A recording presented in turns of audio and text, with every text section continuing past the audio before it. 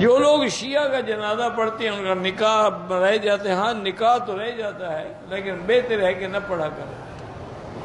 اس کی وجہ یہ ہے کہ شیعہ کئی قسم کے ہیں، کیا پتہ جس تم نے جنازہ پڑھا ہے وہ کون ہے، کیسا شیعہ ہے، کٹر شیعہ ہے، آدھا شیعہ ہے، پکا شیعہ ہے، سبی شیعہ ہے، غالی شیعہ ہے،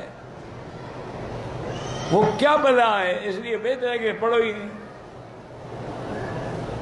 ایک مولوی صاحب تھے، میرے دوست تھے، اللہ عالم مدت ہو گئی ملاقات ہی نہیں ہوئی، وہ کہنے لگا مکی صاحب میرے ساتھ عجیب تماشا ہوا کہ میں ایک شیعہ کے جنازے میں پھنس گیا، وہ علاقے کا بہت بڑا رویدار تھا، اور اگر میں جنازے میں شریک نہ ہوتا تو پھر وہ پوری اس کی جو برادری ہے وہ میری مخالف ہو جاتی۔ پھر میں نے کہا کیا کیا؟ انہوں نے کہا میں جا کے بغیر وضو کھڑا ہو گیا، اور